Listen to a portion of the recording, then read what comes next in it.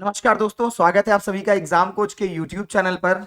और जैसा कि आप सभी जानते हैं बेटा कि आज आपकी शैक्षिक प्रबंधन और प्रशासन जो टॉपिक चल रहा था उसमें मैंने कल वाली क्लास में ही आपको बता दिया था कि आज हम लोग न्यूपा के बारे में पढ़ने वाले हैं। तो न्यूपा के बारे में क्या पढ़ेंगे बच्चा, जल्दी से बताइएगा। हम लोग पढ़ेंगे न्यूपा के बारे में, सब कुछ जानेंगे न्यूपा के बारे में कि कौन सी संस्था है, कैसी संस्था है, कब स्टैब्लिश हुई, क्या काम करती है, पूरा नाम क्या है न्यूपा का। एक चीज पढ़ेंगे, जैसे कल पढ़ा था हम लोगों ने, कल की क्लास में एनआईओएस के बारे में जाना था कि एनआईओएस का फुल फॉर्म क्या होता है, एनआईओएस स्टैब्लिश कब हुआ। एनआईओएस का फुल फॉर्म क्या है, जल्दी से बताइएगा। National Institute of Open Schooling, full form है National Institute of Open Schooling. Establish हुआ था 1889 में, हेड ऑफिस था न्यू दिल्ली में। 11 क्षेत्रीय कार्यालय तथा 3 उपकेंद्र थे, हजारों की संख्या में इसके सेंटर संचालित हो रहे हैं पूरे देश में। दूरस्थ शिक्षा के लिए आपका बहुत ही फेमस है, इसका खोलने का मुख्य उद्देश्य था कि उन दूर दराज के आदिवासी इलाकों में जहां पर शिक्षा नहीं पहुंच पा रही है वहां तक भी हम लोग शिक्षा को पहुंचा सकें, इसके लिए इसका निर्माण किया गया था। ठीक है बेटा, तो जहां तक शिक्षा नहीं पहुंच पा रही थी वहां तक भी हम शिक्षा पहुंचा सकें, उसके लिए आपका एनआईओएस बोर्ड स्टैब्लिश किया गया था। मुख्यतः इसका काम एकेडमिक कोर्सेज था, लेकिन बाद में ये धीरे धीरे व्यावसायिक कोर्सेज में भी उतरा और ये अब व्यावसायिक कोर्सेज और एकेडमिक कोर्सेज दोनों का संचालन करता है। ये सारी बात हम लोग कल की क्लास में कर चुके हैं, बहुत ही डिटेल में कर चुके हैं। आज की क्लास में बेटा हम लोगों को बात करनी है किसके बारे में, आज की क्लास में हम लोगों को बात करनी है न्यूपा के बारे में। न्यूपा सुनने में अच्छा लग रहा है ना, अच्छा लग रहा है न्यूपा। जल्दी से बताइएगा क्या है न्यूपा। हिंदी में कैसे लिखोगे न्यूपा, सिंपल ऐसे तो लिखेंगे न्यूपा।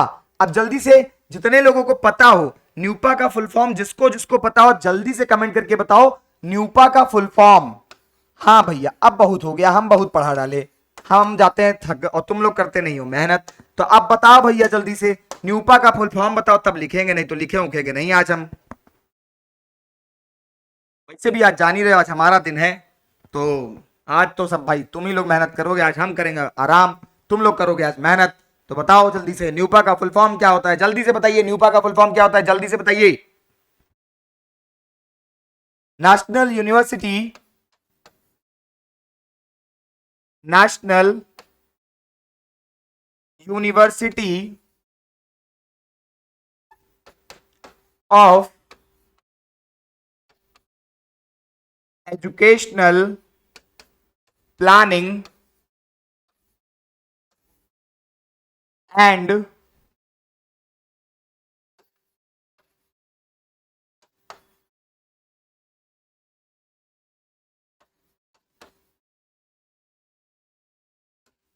एडमिनिस्ट्रेशन।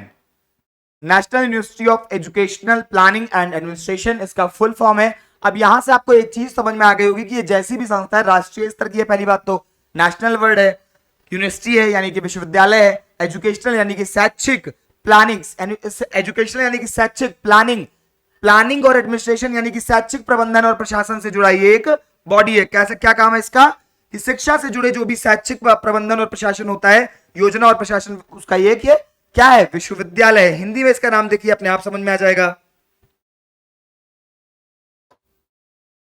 राष्ट्रीय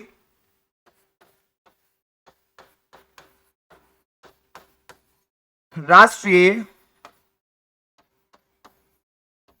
शैक्षिक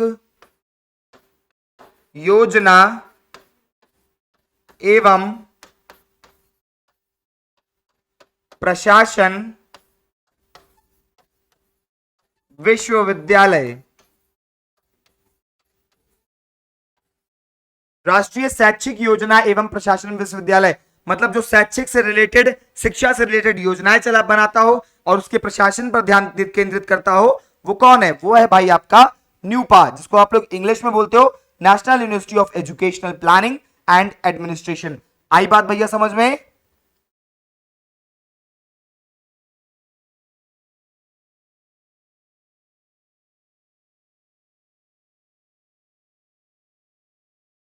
चलिए अब आगे बात करते हैं कि क्या है, डिटेल में काम डिस्कस कर लेते हैं न्यूपा का।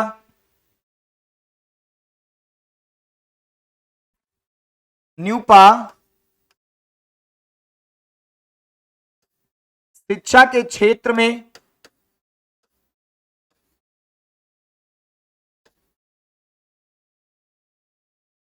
न्यूपा क्या है?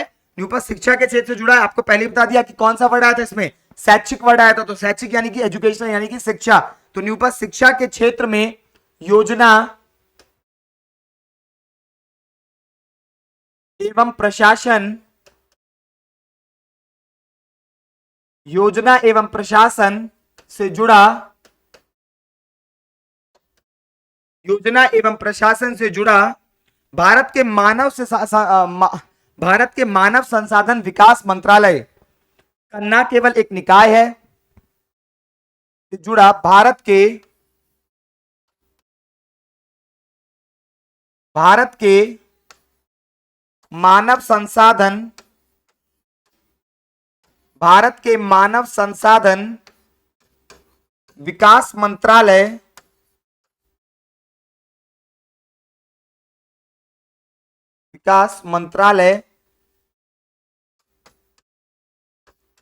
भारत के मानव संसाधन विकास मंत्रालय का न केवल एक निकाय है,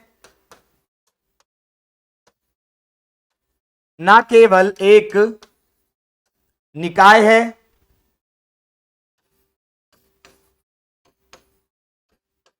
से जुड़ा न केवल एक निकाय है, अपितु यह संपूर्ण दक्षिण एशिया में शैक्षिक योजना एवं प्रशासन की बेहतरी के लिए कार्य करता है। अपितु यह संपूर्ण दक्षिण एशिया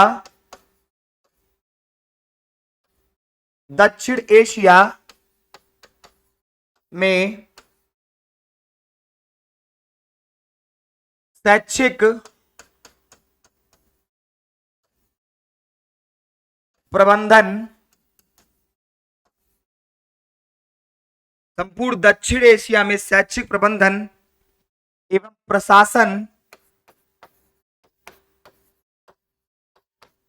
प्रशासन की बेहतरी के लिए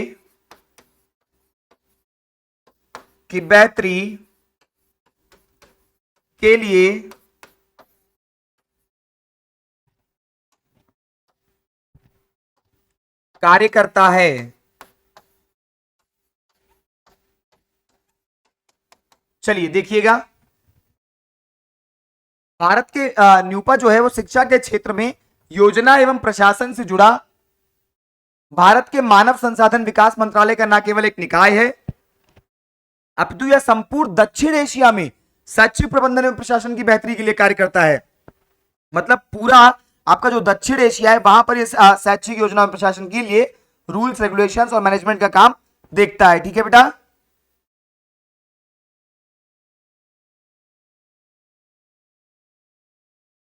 चलिए एक पॉइंट और देखिएगा,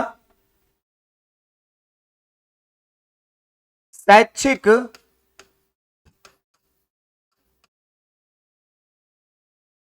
योजना एवं प्रशासन,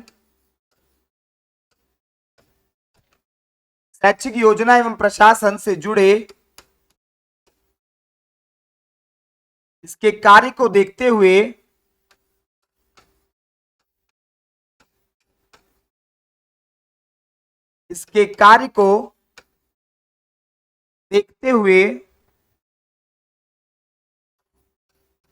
शैक्षिक योजना एवं प्रशासन से जुड़े इसके कार्य को देखते हुए भारत सरकार ने वर्ष 2006 में भारत सरकार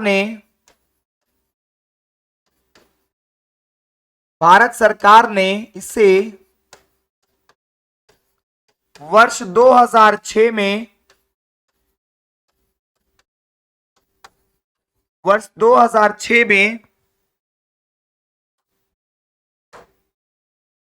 मानद विश्वविद्यालय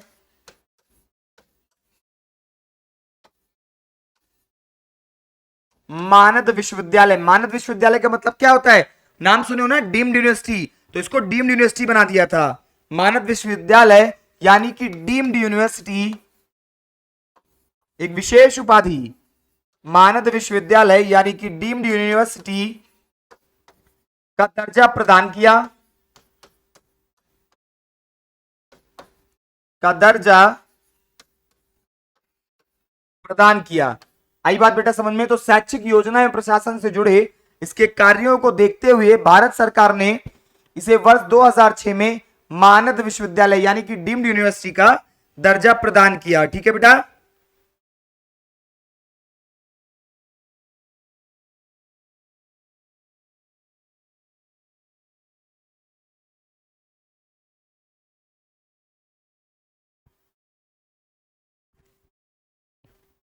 और काम देखें भाई, न्यूपा की स्थापना कैसे हुई? अब भाई न्यूपा की स्थापना हुई तो कोई कारण रहा होगा। तो न्यूपा की स्थापना जो है भाई वो एशिया और पैसिफिक क्षेत्र के शिक्षा योजनाकारों और प्रशासकों के प्रशिक्षण हेतु 1962 में यूनेस्को के केंद्र के रूप में की गई थी। मतलब यूनेस्को जो है आपका उसके एक सब सेंटर के रूप में इसकी स्थापना न्यूपा की गई थी। ठीक है। न्यूपा की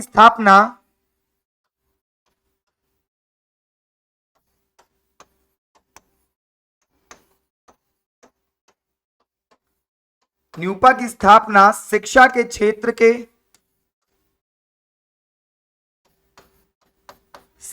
क्षेत्र में योजनाकारों एवं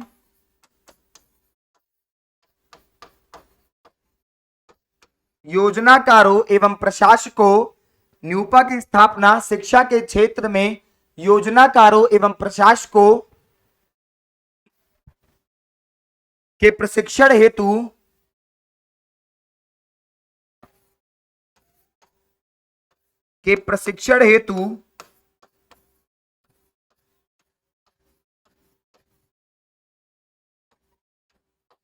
वर्ष 1962 में न्यूपा के शिक्षा के क्षेत्र में योजनाओं प्रशासकों के प्रशिक्षण हेतु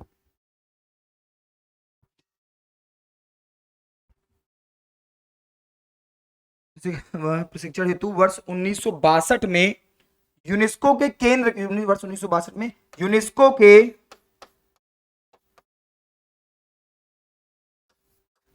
केंद्र के रूप में की गई थी। केंद्र के रूप में की गई थी। चलिए बेटा इसको देख लीजिएगा एक बार। दोनों पॉइंट्स आपके लिए इंपॉर्टेंट है, जल्दी से एक बार देख लीजिएगा। शैक्षिक योजना एवं प्रशासन से जुड़े इसके कार्य को देखते हुए भारत सरकार ने इसे वर्ष 2006 में मानद विश्वविद्यालय यानी कि डीम्ड यूनिवर्सिटी का दर्जा प्रदान किया था। इसकी स्थापना कब हुई? तो इसकी स्थापना 1962 में हुई थी। शिक्षा के क्षेत्र में जो योजनाकार थे और प्रशासक थे उनके प्रशिक्षण के लिए यूनेस्को के केंद्र के रूप में की गई थी।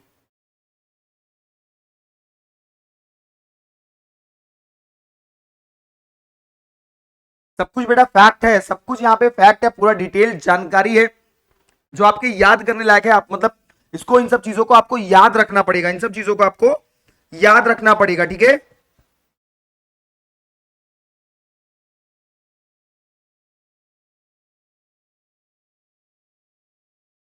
चलिए अब कुछ फैक्ट्स देख लेते हैं बेटा। और कुछ फैक्ट है, इसमें फैक्ट ही फैक्ट है बेटा, सब याद करने वाली चीजें हैं। कि पहला 1965 में बेटा न्यूपा 62 में बना था। 65 में इस न्यूपा का नाम बदलकर इसे एशियाई शैक्षिक योजना एवं प्रशासन संस्थान बना दिया गया। 1965 में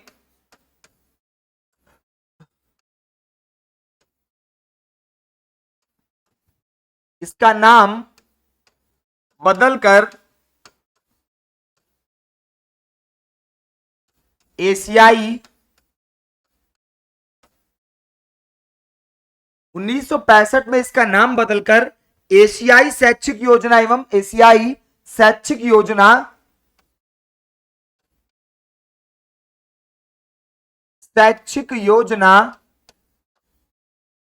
एशिया के लिए बना था ना, दक्षिण एशिया के लिए, तो इसीलिए एशियाई नाम रख दिया था। एशियाई शैक्षिक योजना एवं प्रशासन संस्थान,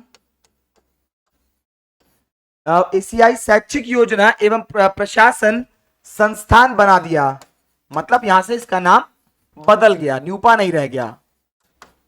फिर आप अभी कहोगे सर नाम 65 में बदल गया, आप आज तक भाई पुराना नाम पढ़ा रहे हैं, घिसे पिटे हैं, कहा पुराने जमाने के। नहीं भाई, पुराने जमाने के नहीं है, लेटेस्ट वाला फिर से पढ़े। फिर से पढ़े, हुआ क्या, हमको न्यूपा याद था तो इन लोगों ने क्या किया, हमारे लिए फिर से नाम बदल दिया। 1969 में भारत सरकार ने इसका अधिग्रहण कर लिया और फिर से इसका नाम न्यूपा रख दिया, क्योंकि हमको न्यूपा याद था इसीलिए। हमको पता था ना कि तुमको पढ़ाना है तो न्यूपा ही तो पढ़ाएंगे। 1969 में भारत सरकार ने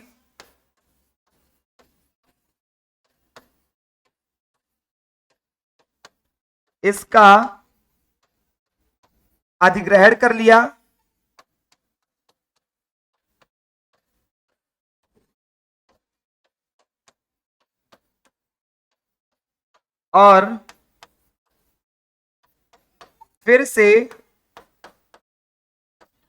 और फिर से इसका नाम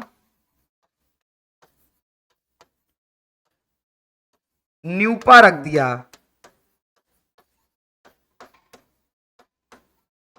और फिर से इसका नाम न्यूपा रख दिया। 1969 में भारत सरकार ने इसका अधिग्रहण किया और फिर से इसका नाम न्यूपा रख दिया।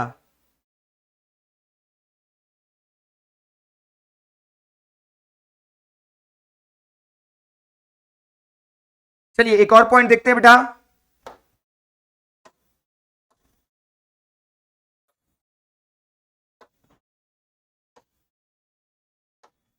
न्यूपा का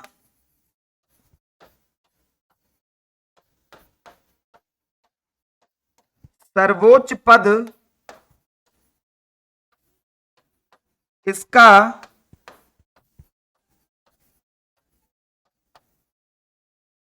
अध्यक्ष होता है। न्यूपा का सर्वोच्च पद इसका अध्यक्ष होता है। और अध्यक्ष कौन होता है भाई, जो कि मानव संसाधन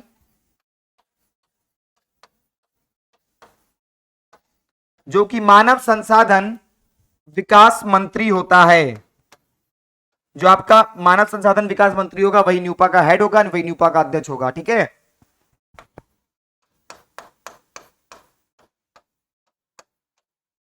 जो कि मानव संसाधन विकास मंत्री होता है। के अलावा इसमें मतलब अध्यक्ष के पद के अलावा इसमें कुलपति यानी कि आपके जो प्रेसिडेंट और वाइस प्रेसिडेंट के पद होते हैं ना, वीसी वाइस चांसलर, चांसलर और वाइस चांसलर के पद भी इसमें बनाए गए हैं। तो वो सब सारे पद भी होते हैं, पर हेड कौन होता है, हेड होता है मतलब एक गवर्निंग बॉडी वो अध्यक्ष होता है, तो वो आपका मानव संसाधन विकास मंत्री होता है। लेकिन अब सारी चीजों के लिए तो मानव संसाधन विकास मंत्री हर चीज के लिए तो दौड़ नहीं सकता, तो उसकी जिम्मेदारियों को बांटने के लिए यहां पर एक चांसलर और एक वाइस चांसलर भी अपॉइंट कर दिया गया है। एक चांसलर और एक वाइस चांसलर भी अपॉइंट कर दिया गया। ठीक है, चलिए बहुत बढ़िया। इतने में कोई दिक्कत बच्चा, कोई दिक्कत है इतने में? 65 में नाम बदलकर क्या रखा गया, एशियाई शैक्षिक योजना एवं प्रशासन संस्थान, सिंपल। 69 में फिर से नाम बदलकर न्यूपा रख दिया गया, क्योंकि भारत सरकार ने इसका अधिग्रहण कर लिया।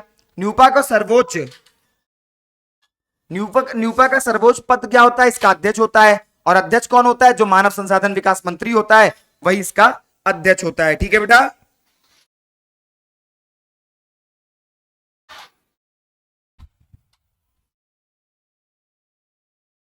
चलिए इतनी बात समझ में आ गई बेटा।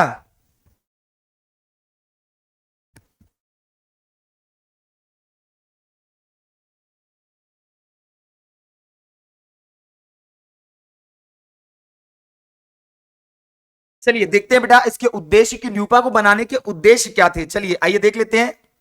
छोटा सा, प्यारा सा, नन्ना सा, आसान सा, ये आपका पॉइंट है, शैक्षिक उद्देश्य। नन्ही सी प्यारी सी आई एक परी है। शैक्षिक उद्देश्य देख लेते हैं बेटा।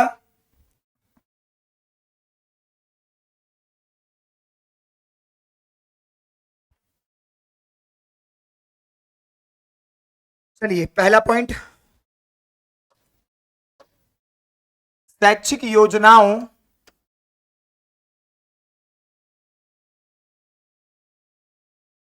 शैक्षिक योजनाओं एवं प्रशासन से जुड़े व्यक्तियों या संस्थाओं का से जुड़े व्यक्तियों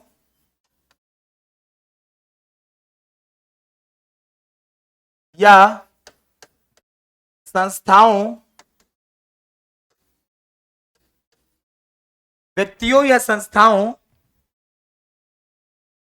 को एकेडमिक या व्यावसायिक निर्देशन देना, को एकेडमिक या व्यावसायिक निर्देशन देना,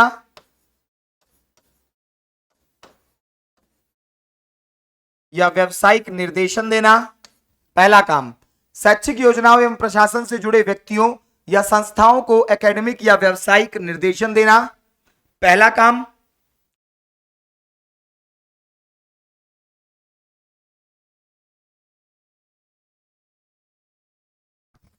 दूसरा,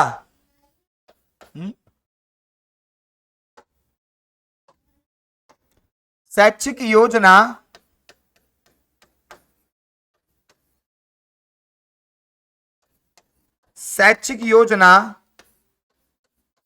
एवं प्रशासन से जुड़े व्यक्तियों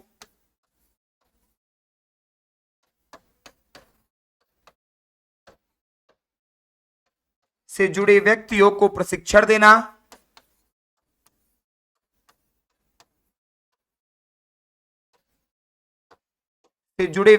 प्रशिक्षण देना, और बताइएगा।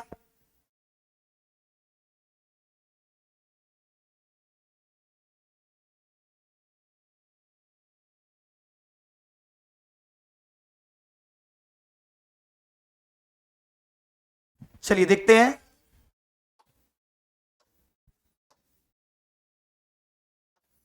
शिक्षक प्रशिक्षण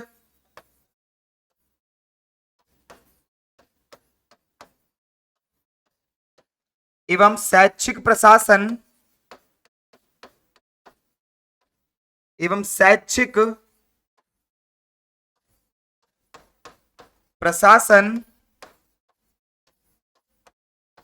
से जुड़े व्यक्तियों, शिक्षक प्रशिक्षण एवं शैक्षिक प्रशासन से जुड़े व्यक्तियों या संस्थाओं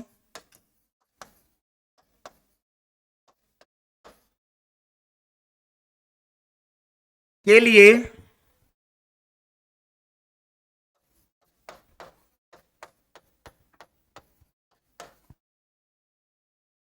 पाठ्यक्रम तैयार करना,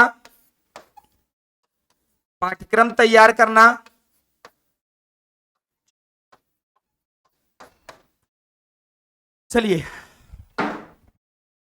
पाठ्यक्रम तैयार करना देख लीजिएगा अच्छे से।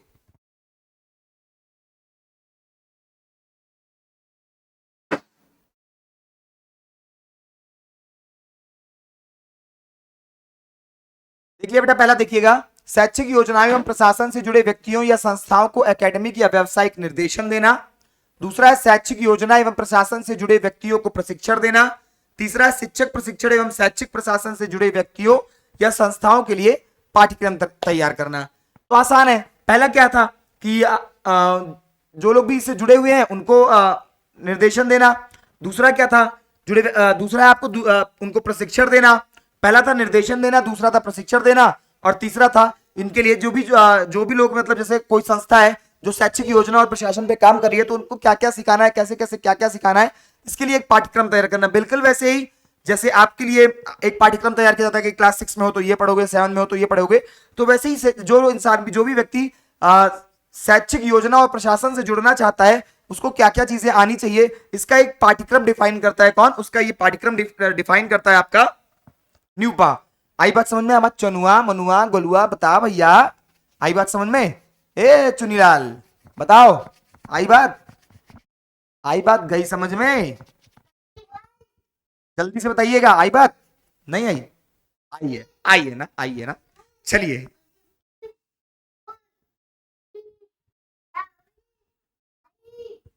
चलिए बेटा देखते हैं नेक्स्ट।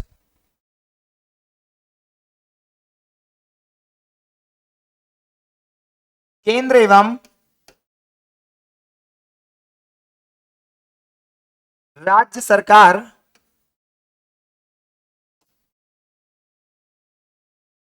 केंद्र एवं राज्य सरकार के कर्मचारी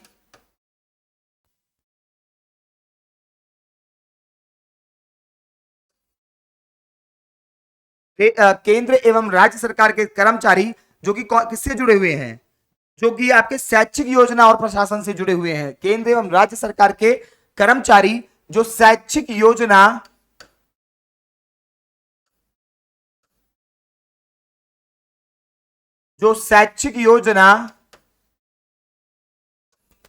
एवं प्रशासन से जुड़े हैं,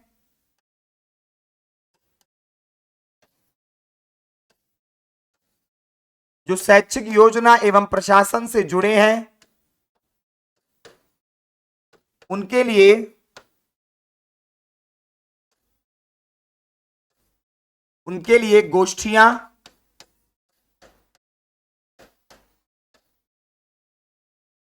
गोष्ठियां एवं कार्यशालाओं का आयोजन। अब कार्यशाला में क्या होगा भाई, कुछ नई चीज आएगी उसे ही सिखाएंगे ना। गोष्ठी होगी तो लोग अपने अपने विचार व्यक्त करेंगे, सिंपल। उनके लिए गोष्ठियां एवं कार्यशालाओं का आयोजन करना,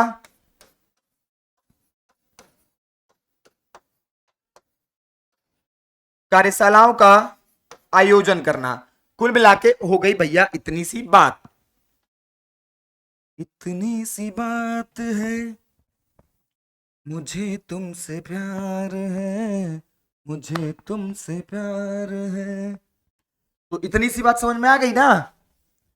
क्या काम है कि केंद्र और राज्य सरकार के कर्मचारी जो शैक्षिक योजना और प्रशासन तैयार करते हैं उनके लिए ये गोष्ठियां और कार्यशालाओं का आयोजन करता है।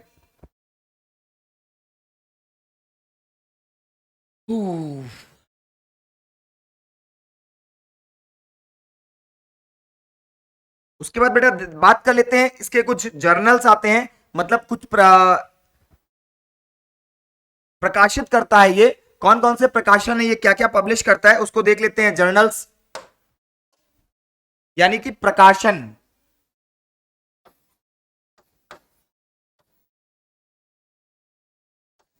प्रकाशन क्या क्या प्रकाशन में आता है भैया इनके, जल्दी से बताइएगा। पहला है आपका journal of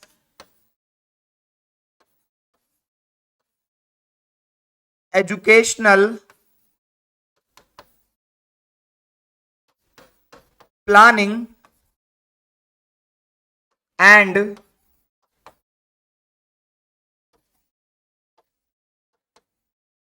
administration. Journal of Educational Planning and administration, ये इसका एक प्रकाशन है। अब इसकी बात करें कि ये कितने समय पे आता है, टाइम, तो ये त्रैमासिक है। कैसी है? त्रैमासिक पत्रिका है आपकी, त्रैमासिक जर्नल है जो कि हर तीसरे महीने आता है। जनवरी तो फिर फरवरी मार्च नहीं आएगा, अप्रैल में आएगा, फिर मई जून नहीं आएगा तो जुलाई में आएगा, इस तरह से है। ठीक है, त्रैमासिक है।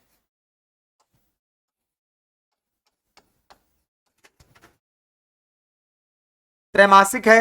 कैसी, किस टाइप की है? तो पहली जर्नल का नाम याद रखिएगा, journal of Educational Planning and administration. जो इसका काम है वही इसका नाम है। जो पहला जर्नल है उसका वही नाम है और वही काम है। जल्दी से बताइएगा, journal of Educational Planning and administration, time त्रैमासिक है। कैसी है? त्रैमासिक है। ठीक है बेटा।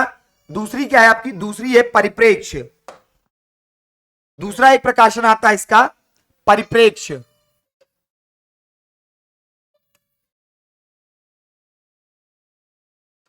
परिप्रेक्ष्य,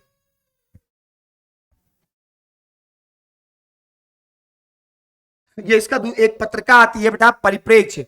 परिप्रेक्ष्य जो एक पत्रिका आती है ये हर 4 महीने के बाद आती है। जो परिप्रेक्ष्य पत्रिका है ये हर 4 महीने के बाद आती है। टाइम क्या है इसका, टाइम पीरियड ये चतुर्मासी है, चतुर्मासी। After 4 months, after every 4 month, after every 4 month, ये इसका दूसरा प्रकाशन हो जाएगा जिसका नाम है बेटा परिप्रेक्ष्य। हर चतुर्मासी है, मतलब हर 4 महीने के बाद ये आती है। आपका पहला अप्रैल में आता है, दूसरा अगस्त में आता है और तीसरा दिसंबर में आता है। पहला अप्रैल, दूसरा अगस्त और तीसरा दिसंबर। एक और आता है आपका न्यूपा न्यूज़लेटर।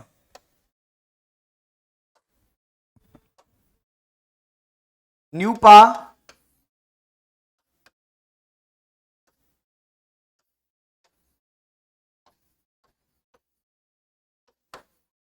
NUEPA newsletter. अब न्यूपा न्यूज़लेटर का बेटा प्रकाशन कब होता है, तो हर तीसरे महीने आती है आपकी न्यूपा न्यूज़लेटर।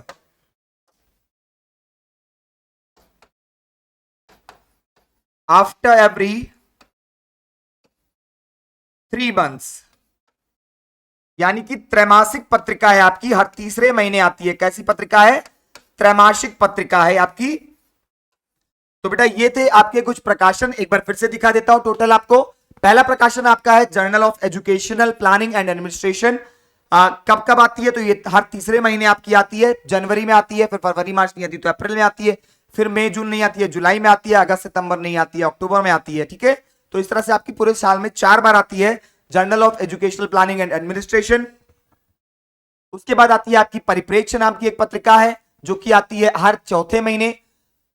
और फिर उसके बाद आता है आपका एक इसका और प्रकाशन है न्यूपा न्यूज़लेटर के नाम से आता है, जो कि हर तीसरे महीने आती है। कब कब आती है, हर तीसरे महीने आती है। ठीक है बेटा,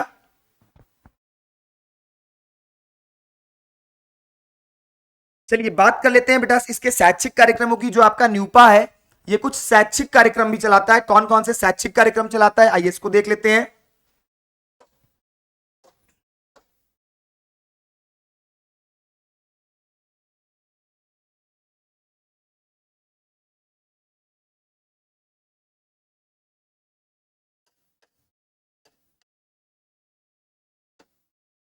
शैक्षिक कार्यक्रम जल्दी से बताइएगा कि शैक्षिक कार्यक्रम कौन कौन से कोर्सेज चलाता है, जल्दी से बताइएगा,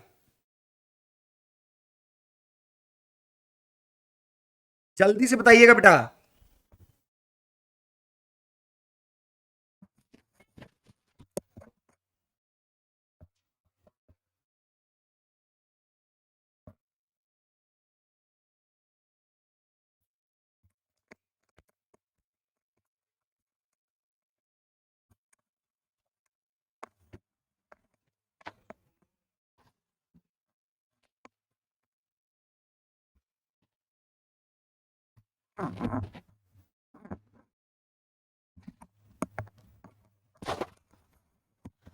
चलिए बेटा देखते हैं शैक्षिक कार्यक्रम। तो शैक्षिक कार्यक्रम में बेटा आपका क्या क्या आता है, इस कौन कौन से कोर्सेज का ये संचालन करता है, तो ये आपका संचालन करता है एमफिल कोर्स का, master of philosophy, MPhil course का संचालन करता है। और क्या कराता है आपको, एमफिल कराता है और पीएचडी कराता है, पीएचडी कराता है और एक डिप्लोमा कोर्स कराता है शैक्षिक योजना और प्रशासन में। क्या कराता है, शैक्षिक योजना और प्रशासन में डिप्लोमा कोर्स।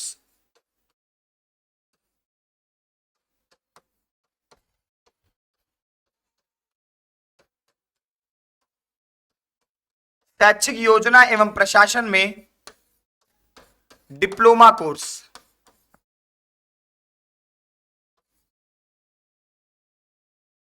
शैक्षिक योजना एवं प्रशासन में डिप्लोमा कोर्स कराता है आपका नेशनल और इंटरनेशनल लेवल पे, नेशनल और इंटरनेशनल लेवल पर यह आपका शैक्षिक योजना एवं प्रशासन में डिप्लोमा कोर्स कराता है। एमफिल और पीएचडी आपके अदर कोर्सेज हैं।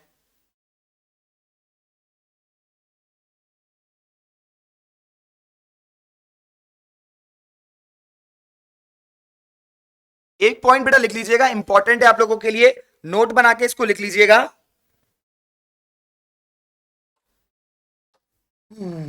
गर्मी। चलिए लिखिएगा इसको, देखिए न्यूपा को मानव संसाधन विकास मंत्रालय ने न्यूपा को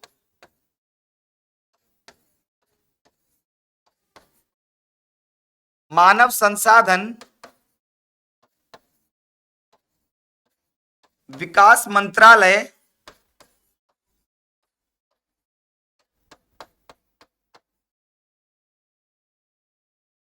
न्यूपा को मानव संसाधन विकास मंत्रालय ने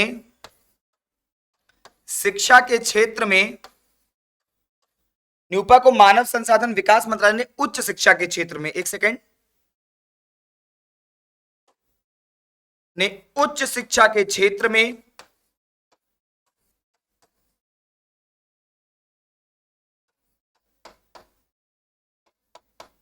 उच्च शिक्षा के क्षेत्र में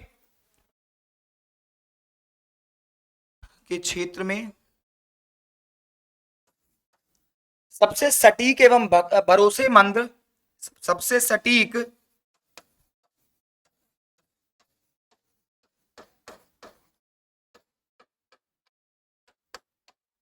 एवं भरोसेमंद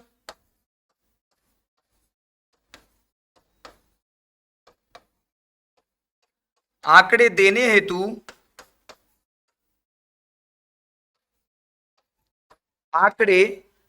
हेतु इसको क्या दिया है, एक जिम्मेदारी दी है, क्या दिया है, राष्ट्रीय स्तर पर हेतु राष्ट्रीय स्तर पर डेटा कलेक्ट करने की जिम्मेदारी दे दी भैया। राष्ट्रीय स्तर पर अखिल भारतीय उच्च शिक्षा सर्वेक्षण का कार्य भी सौंप दिया है। हेतु राष्ट्रीय स्तर पर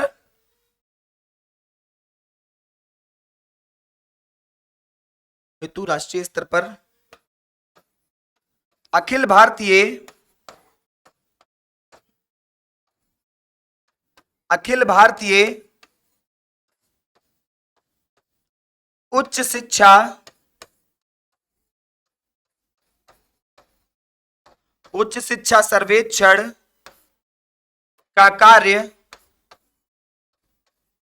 उच्च शिक्षा सर्वेक्षण का कार्य भी सौंप दिया।